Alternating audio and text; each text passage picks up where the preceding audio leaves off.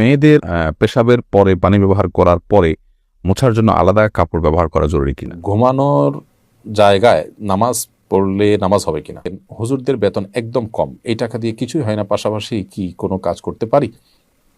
বাবার ঘুষের টাকা ব্যাংকে রাখার পর তাতে প্রাপ্ত সুদী অর্থ দিয়ে বাড়ি বানানো হয়, এই বাড়ির বিধান কি হবে? একের পর এক বিপদ আসতে থাকলে তখন কি কোনো হুজুরের শরণাপন্ন হওয়া যাবে? ক্ষতি না করে অন্যের জিনিস অনুমতি ছাড়া ব্যবহার করা যাবে কিনা? দেখেছেন, মোবাইলের আসক্তি থেকে বাঁচার উপায় কি? আমার শ্বশুর অত্যন্ত গরিব, তাকে জাকাতের টাকা দিতে পারবো কিনা? জোহরের সুন্নতের তৃতীয় রাকাতে থাকা অবস্থায় জামাত শুরু হয়ে গেলে করণীয় কি? চলুন তাহলে আর বিলম্ব না করে আমরা প্রশ্নোত্তর আলোকিত ভবনে প্রবেশ করি।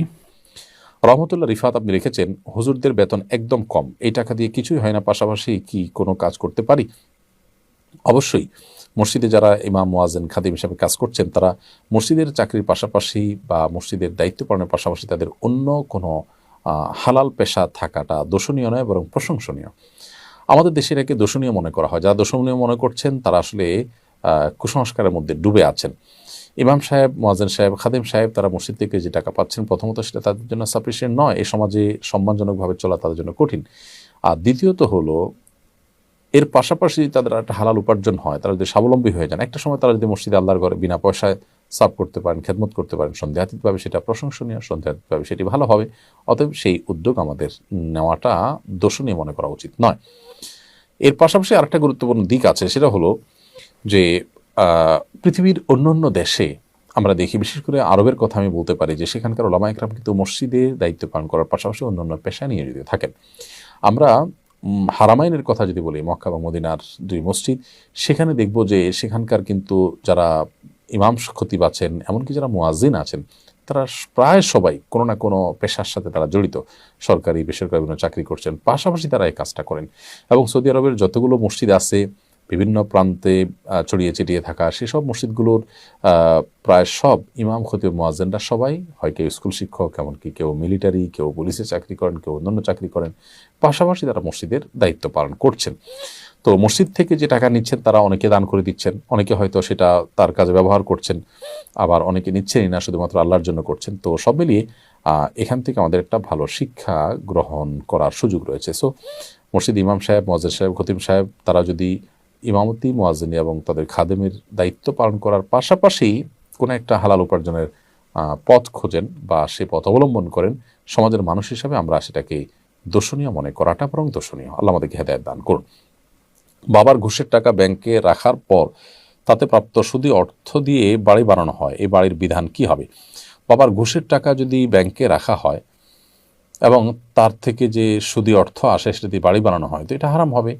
কারণ ঘুষের টাকা প্রথমত হারাম টাকা, এরপরে হারাম টাকা থেকে আবার প্রাপ্ত যেটা সুদের টাকা সেটাও হারাম।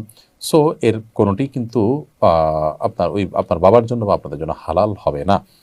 এই টাকা ঘুষ যার কাছে নিয়েছেন তাকে সম্ভব হলে ফেরত দিবেন, আর না হলে আল্লাহকে খুশি করার জন্য, দায়মুক্ত থাকার জন্য এর মালিক যারা আছেন তাদের তরফ থেকে দান করে দিবেন, নিজেরা সওয়াবের আশা করবেন না।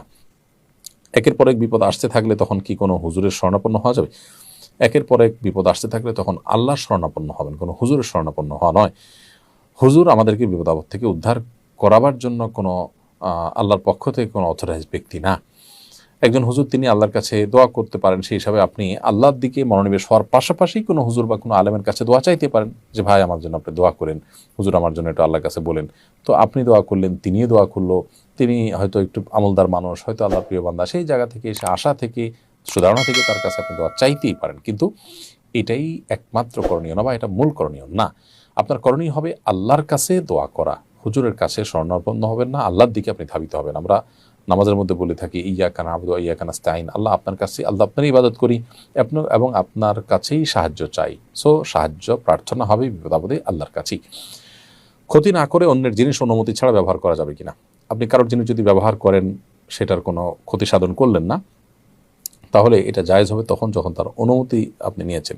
কিন্তু অনুমতি ছাড়া যদি আপনি কারোর জিনিস ব্যবহার করেন, সেটার ক্ষতি হোক বা না হোক, এটা জায়েজ হবে না। কারণ নবী করিম সাল্লাল্লাহু আলাইহি ওয়াসাল্লাম বলেছেন, লা ইয়াহিল্লু মালু ইমরিইন মুসলিমিন ইল্লা বিতিবি নাফসি, কোনো মুসলমানের সম্পদ, তার জিনিসপত্র, তার অ্যাসেট, এটা আপনি তার মনের সন্তুষ্টি ছাড়া আপনি ব্যবহার করতে পারবেন না বা আপনি ভোগ করতে পারবেন না। তার মানে যার জিনিস তার মনের সন্তুষ্টি নিয়ে আপনি নিতে পারেন বা ভোগ করতে পারেন। তো এই জন্য জিনিসের ব্যবহার করা এটা এক ধরনের ভোগ। সো এটা অনুমতি ছাড়া করতে পারবেন না। এটা যদি অনুমতি ছাড়া করা যায় তাহলে বাড়ি একজনের বাড়িতে আরেকজন থাকলো, ব্যবহার করলো, ক্ষতি তার হলো না, সেভাবে তিনি সেই যুক্তি তিনি ব্যবহার করতে চেষ্টা করবেন, যেটা জায়েজ হবে না আসলে। ইমরান আল মোবারক আপনি লিখেছেন, মোবাইলের আসক্তি থেকে বাঁচার উপায় কি? মোবাইলের আসক্তি থেকে বাঁচার জন্য অনেকগুলো বই, অনেকগুলো টিউটোরিয়াল ভিডিও আছে যেগুলো আপনি দেখতে পারেন। আপনি বিভিন্ন রকমের সহায়ক পরামর্শ সেখানে পাবেন।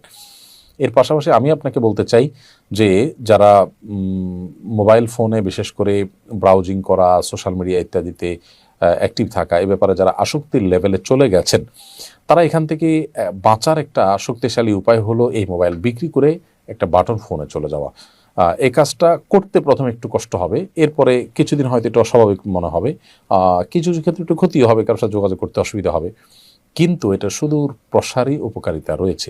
আপনি 2 মাস 3 মাস 4 মাস যদি কষ্ট করে এটা করতে পারেন, এরপর দেখবেন আপনি অভ্যস্ত হয়ে গেছেন। আরও অনেক টিপস আছে, এই বিষয়গুলো আমরা জানার জন্য সংশ্লিষ্ট বিষয়ে বই বা টিউটোরিয়াল আছে বা বিভিন্ন ভিডিও রয়েছে, সেগুলো আমরা দেখবো ইনশাআল্লাহ তাআলা। আমার শ্বশুর অত্যন্ত গরিব, তাকে জাকাতের টাকা দিতে পারবো কিনা?